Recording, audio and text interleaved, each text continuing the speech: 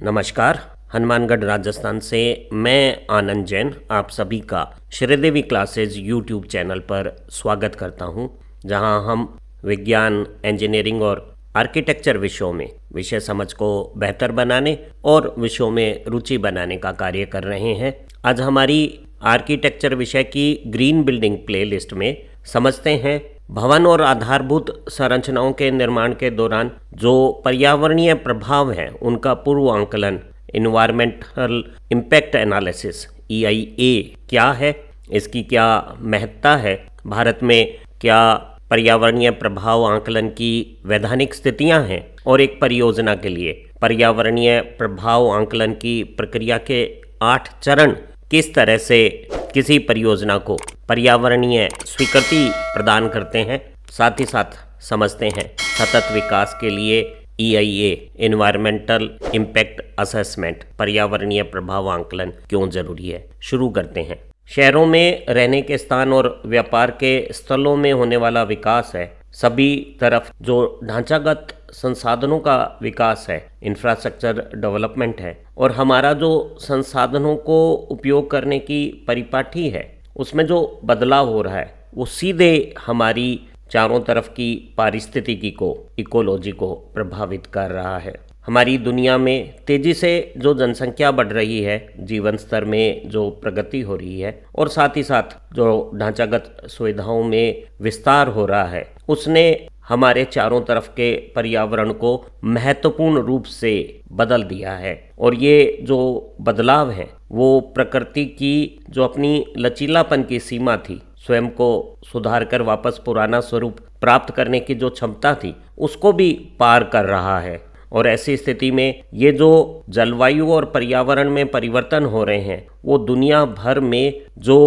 नीति निर्धारक हैं, जो सबसे शीर्ष स्थानों पर निर्णय करने वाले हैं, उनके लिए गंभीर चिंता के सवाल बना दिए हैं। EIA इन्वायरमेंटल इम्पैक्ट असेसमेंट पर्यावरण प्रभावों का अनुमान लगाने को समझते हैं। EIA पर्यावरणीय प्रभाव का आकलन करने की प्रक्रिया है, वो एक बहुत ज़्यादा सुव्यवस्थित और बहुत सारे विषयों की आपसी समझ की अध्ययन है, जिसमें हम किसी भवन निर्माण योजना या किसी आधारभूत ढांचागत व्यवस्था के विकास की योजना के सामाजिक, आर्थिक और सांस्कृतिक क्या पहलू रहेंगे, उसका हमारे भौतिक जगत में पानी, जमीन और हवा पर क्या असर रहेगा, वो हमारे जन स्वास्थ्य को कैसे प्रभावित करेगी, उसका बायोडाइवर्सिटी पर, जैविक विविधता पर क्या असर होगा, इन सभी का मूल्यांकन किया जाता है। विकास की गतिविधियों से हमारे भविष्य पर क्या असर रहेगा,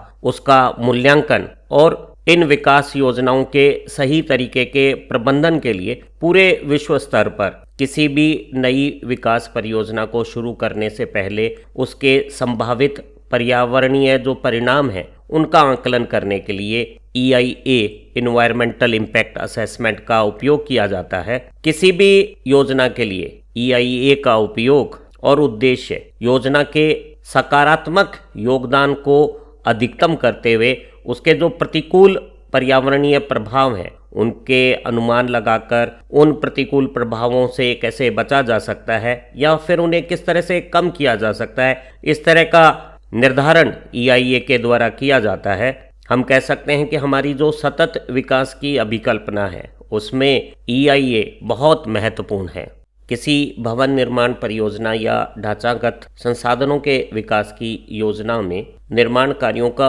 उपयोग करने वाले और उनके समीप की स्थितियों पे क्या पर्यावरणीय प्रभाव आएंगे, उन प्रभावों का आकलन इन्वायरमेंट इम्पैक्ट असेसमेंट कहलाता है। और इस हेतु हम निर्माण गतिविधियां और बाद में निर्माण स्थल के उपयोग के दौरान जो हमारे पर्यावरण के विविध घटक हैं उनमें क्या स्थितियां पर्यावरण के अनुसार रहेगी, उन प्रभावों की भविष्यवाणी ये पर्यावरणीय प्रभाव आकलन कर सकता है। हम एक बेहतरीन पर्यावरण प्रभाव आकलन से पर्यावरण पर होने वाले सभी प्रकार के प्रतिकूल प्रभावों को समझते हुए उन्हें कम करने के तरीके और दूसरे साधन सुझा सकते हैं। एक अच्छी पर्यावरणीय प्रभाव आकलन प्रक्रिया में पर्यावरण पर जो जोखिम होने वाले हैं उनको पहचाना जा सकता है। सभी लोगों की भागीदारी, सामुदायिक भागीदारी की मदद से हम जन सुनवाई करते हुए सभी की समझ के अनुसार अच्छे निर्णय लेके सभी प्रकार के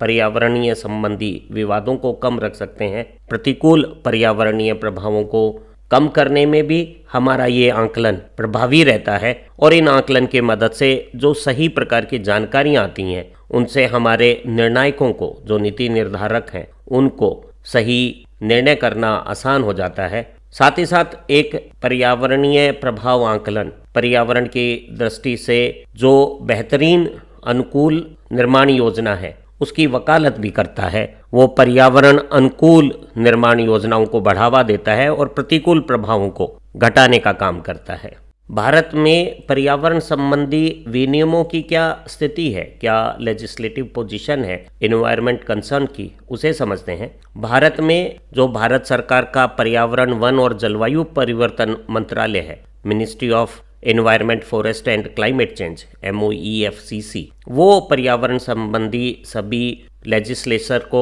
बनाने के लिए, विनियमन करने के लिए और पर्यावरण की सुरक्षा के लिए सबसे महत्वपूर्ण जिम्मेदार और प्रमुख शासी निकाय है। और इनके कार्यों के लिए सबसे पहले भारत में हमने 1974 में जल अधिनियम बनाया, जिससे हमने जल में जो प्रदूषण हो रहा है उसको रोकने और नियंत्रित करने के संबंधी नियम सन 1974 में बनाए। और उसके बाद 1981 में हमने जल के साथ साथ हवा में भी सभी तरह के प्रदूषण को रोकने और नियंत्रित करने के लिए एक अधिनियम, द एयर एक्ट 1981 बनाया। और अंततः हमने 1986 में पर्यावरण संरक्षण अधिनियम बनाया। और इन दिनों भारत में सभी तरह के पर्यावरणीय संबंधी मामलों के लिए इन्हीं अधिनियमों और विनियमों के तहत कार्रवाइयाँ संचालित होती हैं। और इन सब को संचालन करने, पर्यावरण को निगरानी करने का कार्य केंद्र सरकार के स्तर पे केंद्रीय प्रदूषण नियंत्रण बोर्ड,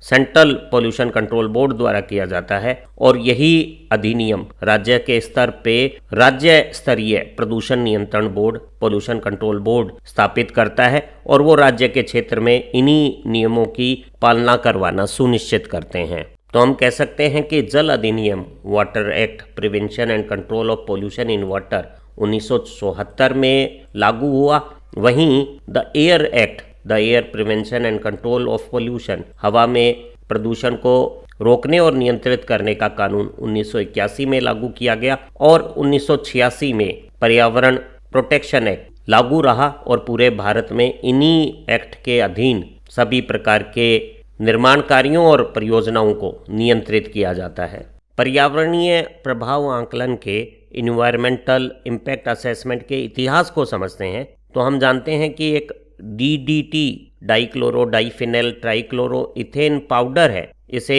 1940 और उसके बाद के दशकों में सबसे आधुनिक कृत्रिम सिंथेटिक कीटनाशक के रूप में विकसित किया गया। और शुरुआत से ही इसका उपयोग मलेरिया, टाइफाइड और अन्य कीट जनित जो मानव रोग होते हैं उसके निपटाने में बहुत प्रभावकारी साबित हुआ। और इसी DDT पाउडर का इस्तेमाल दूसरे कीटनाशक के रूप में कृषि और दूसरे स्थानों पर होने लगा। लेकिन जल्द ही इस DDT पाउडर के व्यापक उपयोग से बहुत सारी कीट प्रजातियों में एक व्यापक प्रतिरोध क्षमता का विकास हो गया और ये बहुत ज़्यादा प्रभावी नहीं रहा। साथ ही साथ जब इसके पर्यावरण पर प्रभावों का आकलन किया गया तो पाया गया कि ये एक संभावित मानव में कैंसर उत्पन्न करने वाला कारक साबित हो रहा है। तो बाद में DDT के उपयोग को नियंत्रित करने हेतु एनवायरनमेंट इम्पैक्ट असेसमेंट की रिपोर्ट्स को इस्तेमाल किया गया। भारत में पर्यावरणीय प्रभाव आकलन की शुरुआत 1978 में मानी जा सकती है, जब हमने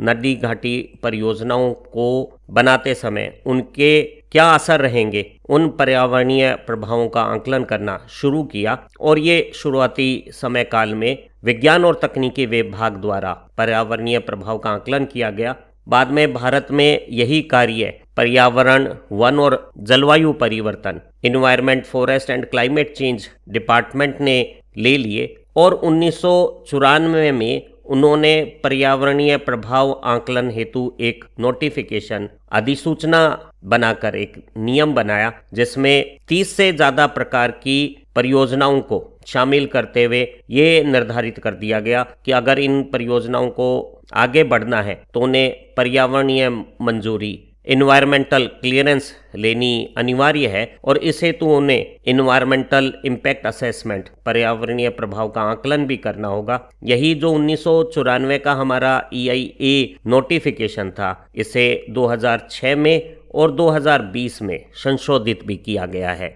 भारत में किसी परियोजना को पर्यावरणीय मंजूरी किस तरह से प्राप्त होती है उसे समझते हैं। इस हेतु परियोजनाओं को 2 श्रेणियों में, कैटेगरी ए और कैटेगरी बी में बांटा गया है। जो श्रेणी ए की परियोजनाएं हैं उन्हें केंद्रीय सरकार के मंत्रालय द्वारा ministry of environment, forest and climate change, पर्यावरण, वन और जलवायु परिवर्तन मंत्रालय द्वारा मंजूरी की आवश्यकता होती है। और ऐसी परियोजनाएं जो एक से अधिक राज्यों से संबंध रखती हैं या बहुत ज़्यादा महत्ता की है, जिनका प्रभाव काफ़ी विस्तारित है, उनको कैटेगरी ए परियोजना मानी जाती है और इन्हें राष्ट्रीय स्तर की जो हमारी इम्पैक्ट असेसमेंट एजेंसी है उसके विशेषज्ञों द्वारा अप्रेजल के बाद, EAC कमेटी के निर्णय के बाद मंजूरी दी जाती है। वहीं राज्य स्तर पर जो कार्य होने वाली योजनाएं हैं उनके लिए स्टेट लेवल पर मंजूरी और अप्रेजल करने की व्यवस्था है। चाहे किसी योजना को राज्य के स्तर पे कैटेगरी बी के अनुसार मंजूरी दी जा रही हो या केंद्र सरकार के द्वारा राष्ट्रीय स्तर पर कैटेगरी ए प्रोजेक्ट होने के कारण मंजूरी दी जा रही हो, दोनों ही स्थितियों में किसी भी परियोजना को पूरी डिटेल के साथ, नियमानुसार सभी प्रकार के दस्तावेजों के साथ मंजूरी के लिए आवेदन करना होता है। तो हमने जाना कि किसी परियोजना को पर्यावरणीय मंजूरी के लिए, इन्वायरमेंटल क्लियरेंस के लिए, अगर वो एक से अधिक राज्यों के साथ संबंधित है, कैटेगरी ए प्रकार की परियोजना है, तो भारत सरकार के पर्यावरण, वन और जलवायु परिवर्तन मंत्रालय, ministry of environment, forest and climate change के द्वारा जो EAC बनाई जाती है, अप्रेजल कमेटी बनाई जाती है, उसके द्वारा इन्वायरमेंटल क्लियरेंस, पर्यावरणीय मंजूरी मिलती है। वहीं राज्य स्तरीय परियोजनाओं को, जो कैटेगरी बी प्रकार की योजनाएं हैं, उन्हें 2 संवर्गों में बांटा गया है। B1 प्रकार की योजनाओं को राज्य स्तरीय जो पर्यावरण प्रभाव आकलन अथॉरिटी है उसके द्वारा मान्यता प्रदान की जाती है। वहीं B2 प्रकार की परियोजनाओं को इस प्रकार के पर्यावरणीय प्रभाव आकलन से मुक्ति प्राप्त है और वो बिना किसी पर्यावरणीय प्रभाव आकलन के भी स्क्रीनिंग के पश्चात अगर B2 प्रकृति की योजना पाई जाती है तो उन्हें पर्यावरणीय मंजूरी सीधे प्राप्त हो जाती है। तो B2 प्रकार की परियोजनाओं के लिए पर्यावरणीय प्रभाव आकलन रिपोर्ट की आवश्यकता नहीं है। वहीं कैटेगरी ए और कैटेगरी B1 प्रकार की परियोजनाओं के लिए एक विस्तृत पर्यावरणीय प्रभाव आकलन के पश्चात ही पर्यावरणीय मंजूरी, इन्वायरमेंटल क्लियरेंस प्राप्त होती है। समझते हैं EIA इन्वायरमेंट इम्पैक्ट असेसमेंट, पर्यावरणीय प्रभाव आकलन का उद्देश्य क्या है। एक परियोजना के पर्यावरणीय प्रभाव का आकलन का जो मूल प्राथमिक लक्ष्य है वो मानव स्वास्थ्य और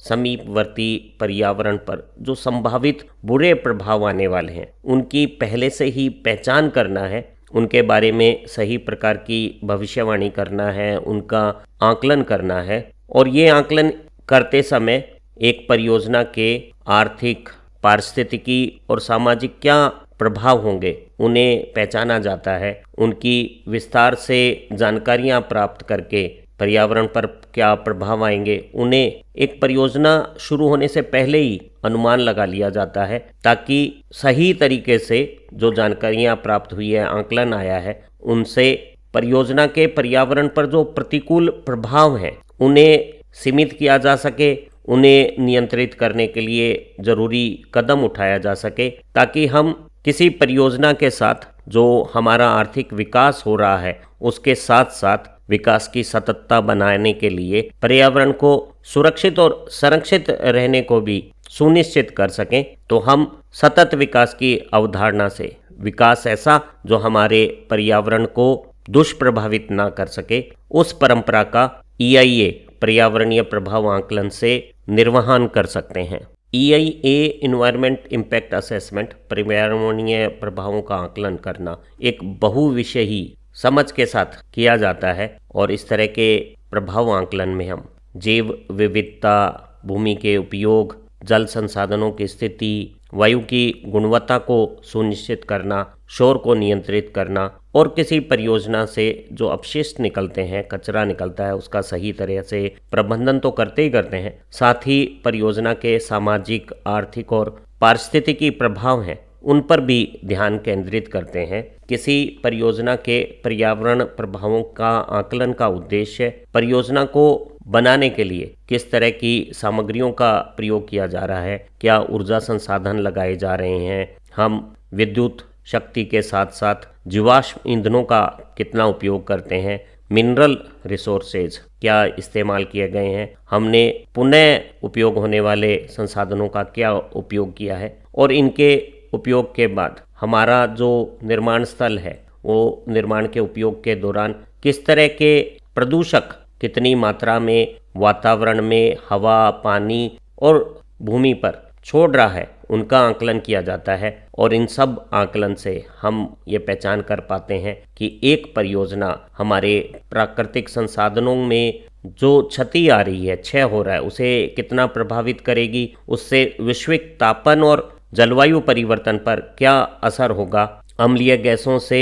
अम्ल वर्षा का क्या प्रभाव रहेगा। और इन सब की गणना के लिए परियोजना में लगने वाले कारक और परियोजना से निकलने वाले प्रदूषक सभी का आकलन बहुत ज़्यादा ज़रूरी है ताकि हम किसी भी परियोजना का हमारे पर्यावरण पर क्या प्रभाव रहेगा उसे सही तरह से आकलन कर सकें।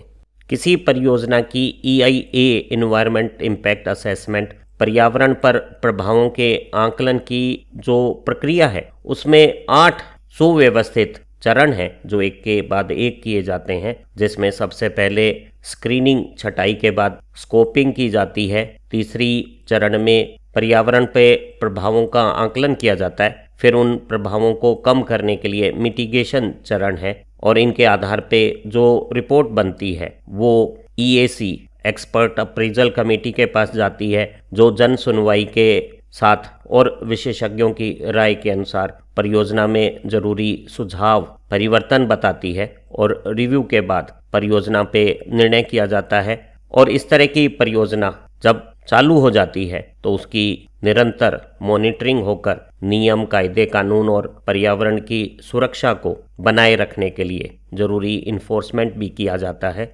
पर्यावरणीय प्रभाव आकलन अधिनियम 1996 और बाद में उसमें जो संशोधन हुए हैं 2006 और 2020 में, उसके तहत 30 से अधिक प्रकार की परियोजनाओं को अगर चालू होना है तो उन्हें पर्यावरणीय मंजूरी अत्यंत आवश्यक है और उसके लिए उन्हें पर्यावरणीय प्रभाव आकलन के लिए एक प्रक्रिया का पालना करनी होगी। और इस प्रक्रिया का पहला चरण स्क्रीनिंग, छटाई है, जिसमें हम परियोजना का प्रकार, परियोजना किस स्थान पर हो रही है उस स्थान का अध्ययन और परियोजना का क्या पैमाना है, क्या आकार है, उसके आधार पर ये निर्धारित करते हैं कि पर्यावरणीय मंजूरी के लिए पर्यावरण पर उसके प्रभावों का एक विस्तृत आकलन आवश्यक है या नहीं है। और अगर स्क्रीनिंग से प्रोजेक्ट B2 प्रकार का प्राप्त होता है तो उसे बिना किसी EIA के पर्यावरणीय प्रभाव आकलन के पर्यावरणीय मंजूरी दी जा सकती है। और अगर स्क्रीनिंग से पता लगा कि हमें योजना के पर्यावरणीय प्रभावों का आकलन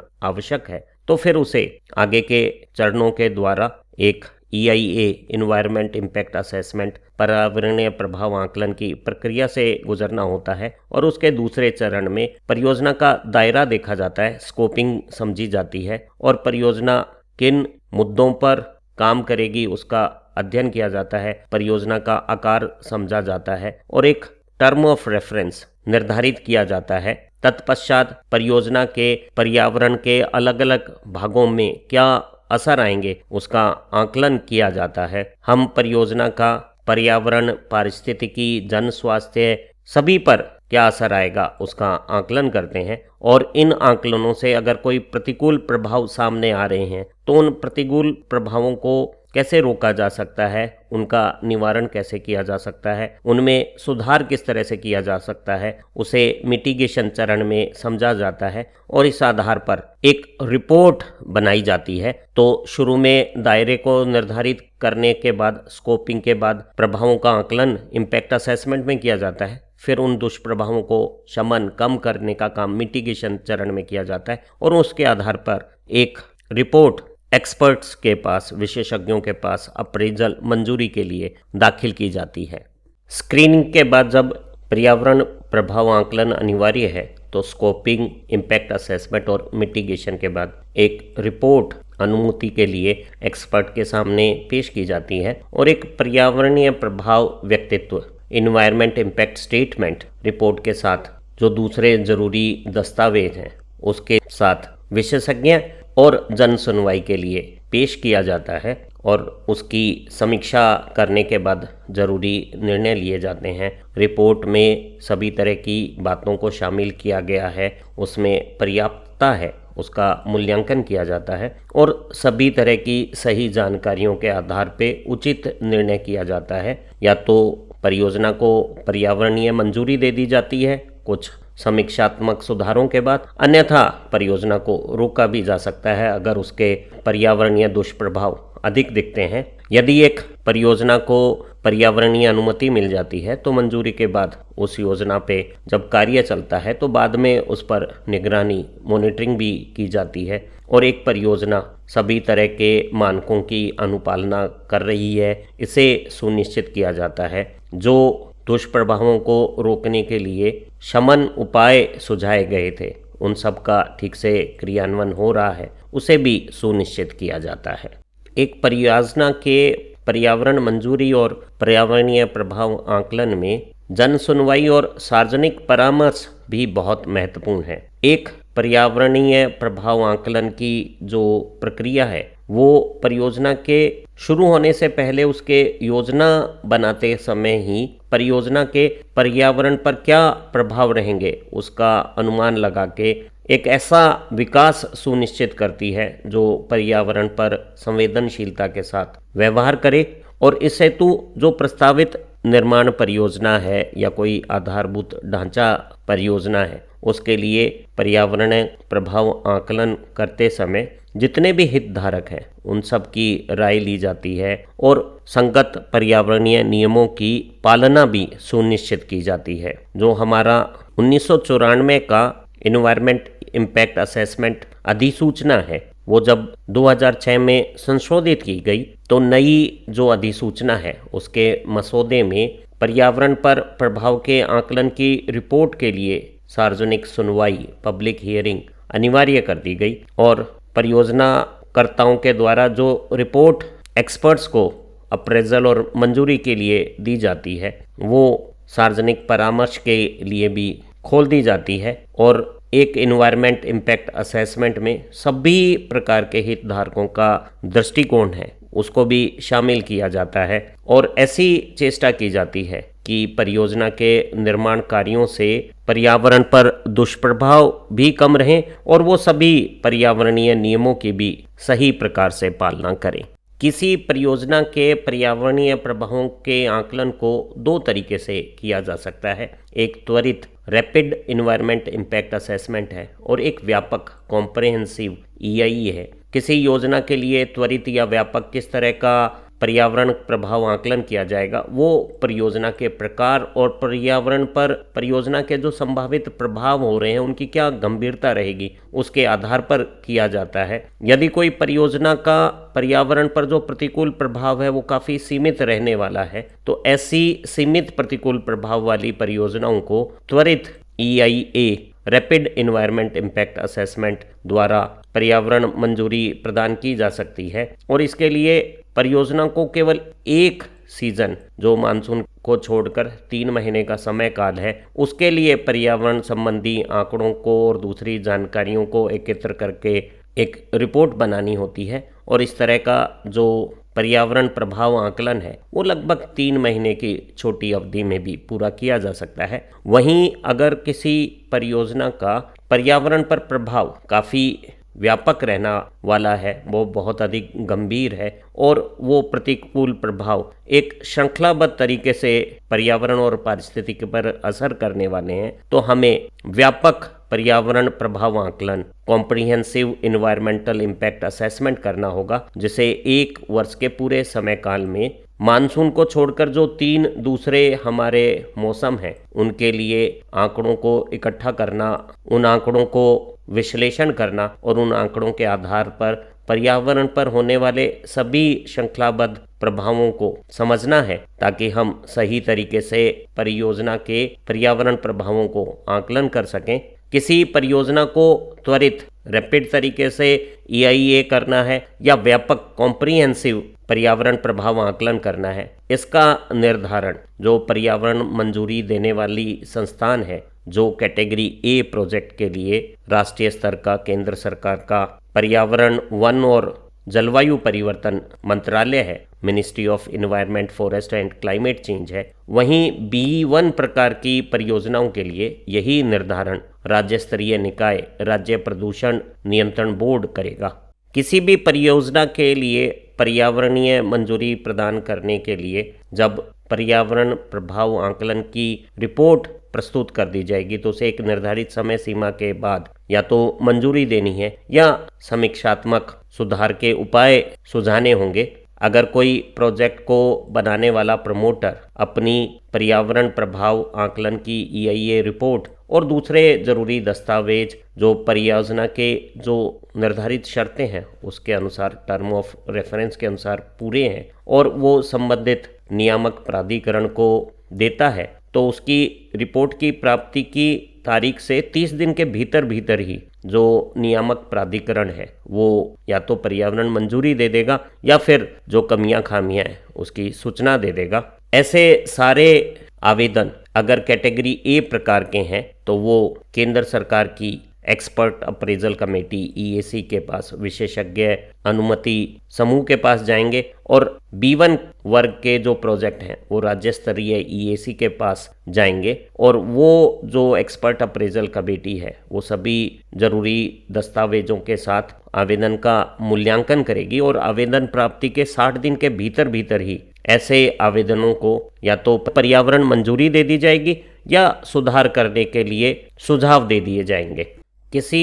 निर्माण परियोजना या दूसरी परियोजना को पर्यावरण मंजूरी देने के बाद उस मंजूरी की वैधता की एक समय सीमा है और उस समय सीमा के बाद उस परियोजना के पर्यावरण पर क्या प्रभाव है उसकी एक पुनर्जांच और समीक्षा नियामक के अधिकारियों के द्वारा जरूरी है। जो हमारी नई पर्यावरण प्रभाव आकलन की अधिसूचना है उसके अनुसार अलग अलग प्रकृति की परियोजनाओं के लिए मंजूरी की समय अवधि और उसकी वैधता अलग अलग समय काल के लिए है। किसी खनन परियोजना के लिए, माइनिंग प्रोजेक्ट के लिए पर्यावरण मंजूरी की समय वैधता 30 वर्ष के लिए होती है और 30 वर्ष के पश्चात इस खनन कार्य को एक बार फिर पर्यावरणीय मंजूरी प्राप्त करनी होगी अगर खनन कार्य को जारी रखना है। वहीं नदी घाटी परियोजनाओं के लिए पर्यावरणीय मंजूरी की समय वैधता 10 वर्ष है और जो अन्य प्रकार के हमारे निर्माण कार्य या ढांचागत संरचनाएं हैं उन सभी के लिए एक पर्यावरण मंजूरी की समय वैधता केवल 5 वर्ष है। समझते हैं भारत में पर्यावरणीय प्रभाव आकलन क्षेत्र की क्या चुनौतियां हैं। भारत में पर्यावरण आकलन के लिए जो आंकड़ों की आवश्यकता है, पर्यावरणीय डाटा है, उनकी विश्वसनीयता के साथ उपलब्धि नहीं है और हमें बहुत कम समय में जरूरी आवश्यक पर्यावरणीय आंकड़े प्राप्त नहीं होते हैं। फलतः पर्यावरण प्रभाव आकलन की जो रिपोर्ट बनानी होती है वैसी रिपोर्ट बनाना ज़्यादा चुनौतीपूर्ण हो जाता है, क्योंकि पर्यावरण संबंधी जो आंकड़े होते हैं वो बहु